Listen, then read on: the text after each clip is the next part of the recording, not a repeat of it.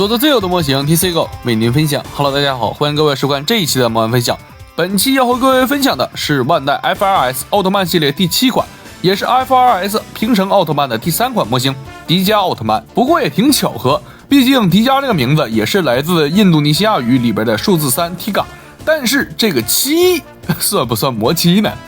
当然了，以上都是我个人脑洞大开的想法。这位奥特曼就自不用多说了，知名度实在是太高了。搜索完成以后，我就发了朋友圈，还有朋友问我这个在哪儿买的，是啥样的玩具，想整一个。还有我曾经的一些长辈也想给孩子买个玩玩，就可以理解迪迦奥特曼在国内的人气到底有多高。但是回到这一款产品上来，作为 FRS 奥特曼系列的第7款，以全分件不需要补色贴纸达成拼装的宣传点，确实也很有吸引力，但是整体的设计上不进反退。那么接下来我们就来看一下这一款模型的具体素质表现到底如何。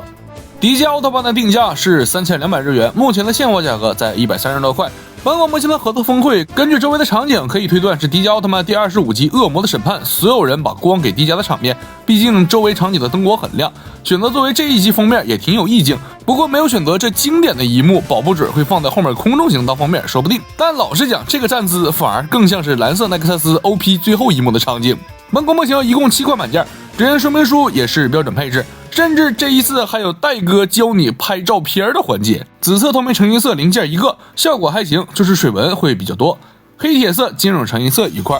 光线部分是采用了类似于珠光一样的效果。透明件的内部还有闪粉，效果会很漂亮，但是眼睛依旧不是透明件。紫色和红色零件是采用了磨砂质感，效果也是标准配置了。最后的银色成银色，老实讲，这个确实不是前几款的那个水泥色，但是对比布莱泽的银色还是要浅上一点，并且水纹这个确实没有办法，金属成银色避不开的话题。但是这个金色用的是一种比较暗的金色，不是特别好看。本款模型的内容物包括迪迦奥特曼的主体、戴佩利奥光线以及蓄力时候的特效件。光线特效件还好说，也是直接夹在手腕部分就固定好了，并且这种带有闪粉还有点珠光色的特效件表现力也是很不错的。蓄力特效件分为2个零件组成，中间这个横条也是迪迦双手向两侧张开时候的光线效果，周围散射的特效件处理也很不错。更换这个特效件需要拆除原本的彩色计时器，但是需要薄或者尖一点的工具从顶部给它拆解下来，再安装该特效件就可以了。造型手一共是提供了6对零1个，除了标配的握拳手型，还有手刀造型手、开掌造型手、拇指向内活动的开掌造型手、点赞手型。因为是通用板件，所以按照说明书这里会剩余3个废件，但老实讲，这一对废件很明显就是赛罗的造型手了，而另外一个是奥特曼系列的握持手型。但是万代在 FRS 奥特曼系列的握持手型给的非常抽象，特利迦的握持手型和圆环之臂固定在一起，德凯的只有一个右手造型手。这个时候如果你想还原特利迦双持武器是根本做不到的，是很膈应人的一点。另外的配件还会剩余一个红灯彩色计时器替换件，零件比较小，注意收纳。本款模型的高度在16厘米左右，这一次宣传的是全分件不使用贴纸，确实做到了。但老实讲，如果迪迦奥特曼的这个分色还需要贴纸补色，那确实证明万代压根就没想好好做。这又不是布莱泽和捷德那样分色多还复杂的，并且这一次迪迦的颜色成银色零件还不是最初的那种水泥色，和捷德的发色差不太多，但依旧不是布莱泽那种比较标准的银色，可能用布莱泽的这种银色会比较暗淡，不过改色肯定是没跑了，速度状态真的看不了一点。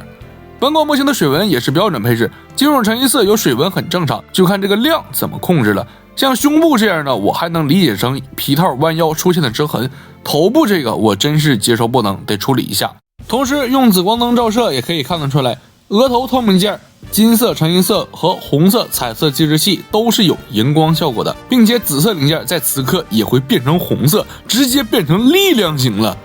之前看有朋友问这一款模型的水口怎么样，实际上本款模型大多数零件都是按压式水口，但并不是所有，还有一部分零件的水口都会比较粗，并且像金色零件的水口是在弧面，不处理好的话这个部分是很难安装的。同时在非金属成银色零件上，水口基本上都在零件边缘，加上 KPS 材质是偏软的，用手指甲稍微的给它抠一抠，这个白痕就没有了。所以想要好一点的速度效果，其实也挺简单。在最初看官图的时候，我是非常不喜欢这一款模型整体的关节切割，等到手拼完之后，这种观感相对来说能好一点，不过总体还是不太行。最基础的就是胸部和大腿这里的关节切割，就好像是直接在原本的本体上给它来了一刀，没有过渡。其实像胸部这种构造，在之前德凯和特利迦里边也有相似的设计，不过很明显，前两款的这个部分过渡处理要更加的贴合。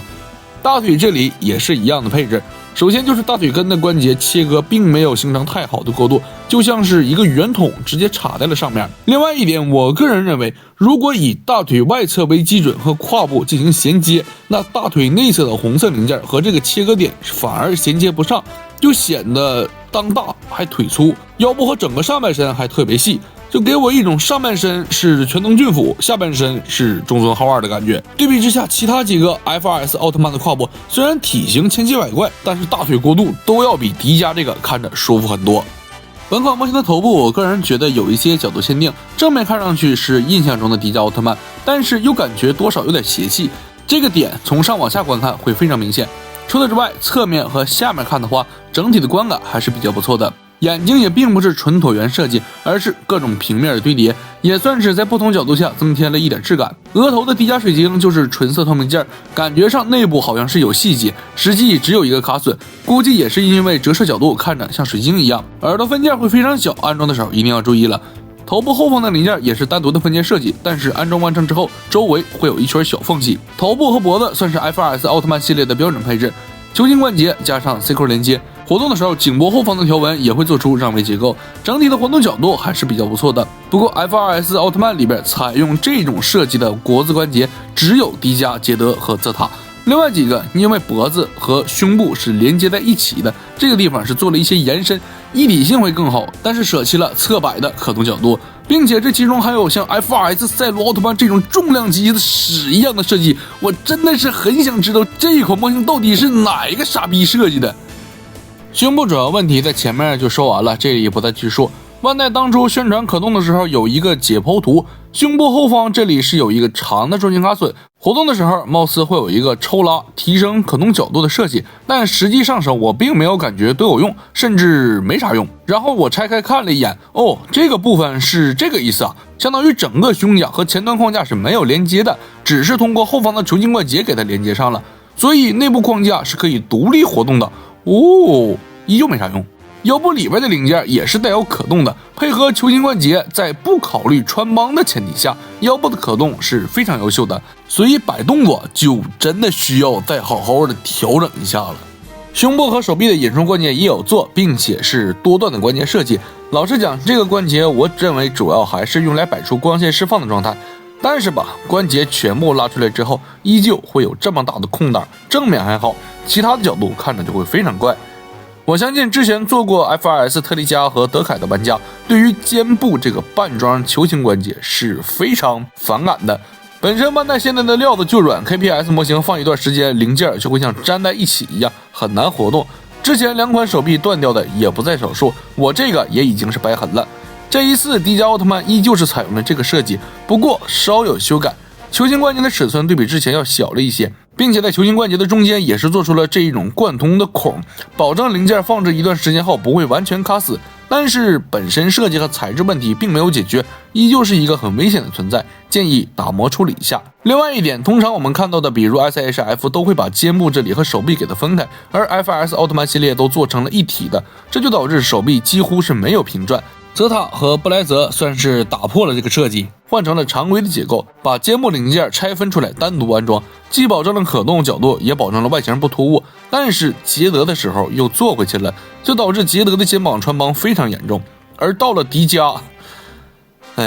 更上一层楼啊！肩部完全是按照胸部的角度进行制作的，在站立不摆动作的时候，看着还很协调，一体性还不错，稍微活动一点都会错位。你想把手臂完全垂下来，上面这个就直接是一个开口，也就导致这一款迪迦奥特曼的手臂只能这么摆才不会太怪。要我说，真的是个鬼才，谁研究的这破玩意儿呢？做成布莱泽这样真的很难吗？手臂造型做的还不错，并且手肘结构也是常规的柱形卡榫，不会出现捷德那样手肘很细一根装容易断的情况。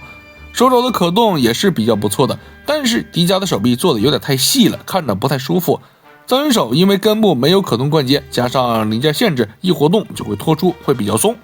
胯部得益于迪迦的分色并不多，所以分件会非常简单，但是也太简单了吧。裆底下完全是打通了，这结构和 FRS 特利迦是完全一样的，并且布莱泽也是用的这个结构，但是布莱泽因为是黑色底裤，所以没那么明显，而特利迦和迪迦这个部分就非常怪了。大腿根和大腿是球筋关节连接，这个部分并没有设计匹配的卡榫零件，而是直接通过大腿左右核的孔位给它夹住了，会比较松，有点偷工减料。这个地方没必要偷啊，前几款没有这样的呀。膝盖部分是做成了2个 U 型槽连接，类似于 EG 高达那样的设计，当前的稳定性还可以，不知道过段时间这个关节扛不扛得住，我感觉是扛不住。脚腕是比较大的那种斜切关节，会很突兀，和德凯一样是非常突兀的设计。迪迦的脚腕部分也并没有做包裹处理，反而前几款的这个部分处理的就很好，而且这个斜切设计老实讲用起来真的很不方便，手感还非常紧，得多次调整角度就很麻烦。另外迪迦的脚底板是有脚后跟的处理，所以安装的时候一定要注意了，我当时以为是没有安装进去，拆的时候就给拆断了一个。整个腿部的可动配合胯部的引出关节相对来说还是比较好的，也够用，就是大腿这个球形关节连接会比较松，需要加固。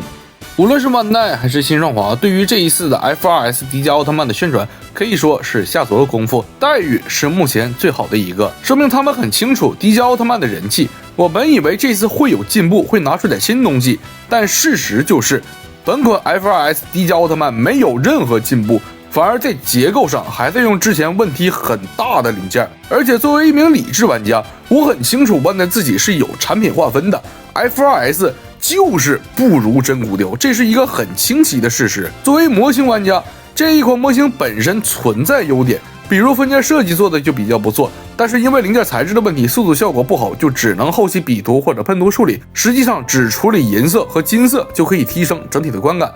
其实这一款模型的核心问题，我认为是关节切割处理实在是太难看了，甚至不如前几款的好。整体关节设计前几款的好也没有体现在这一款模型身上。目前市面上迪迦奥特曼相关的可动人偶其实也不少，我们常见的比如 ACT 真骨雕、布衣，但是价格是个问题。如果是我肯定选择更好的，但是如果让我去推荐给别人，就像我前面提到的，有很多不玩玩具的朋友或者是家长也想整一个给自己或者给自己的孩子玩，如果是这种情况下，我会优先告诉他们选择真骨雕、布衣这样的产品，但是这些价格呢，就看他们自己能否接受。如果接受不了，那么我会向他们推荐 FRS 和中动的迪迦奥特曼，毕竟这2款模型价格相对来说会更便宜一些，虽然还原度没有那么高，但它好歹也是可动的迪迦奥特曼。目前来看 FRS 奥特曼在国内的货量是相当的充足，所以跌价是板上钉钉的事儿，加上万代目前模型定价虚高，所以我个人认为50-60整一个 FRS 的迪迦奥特曼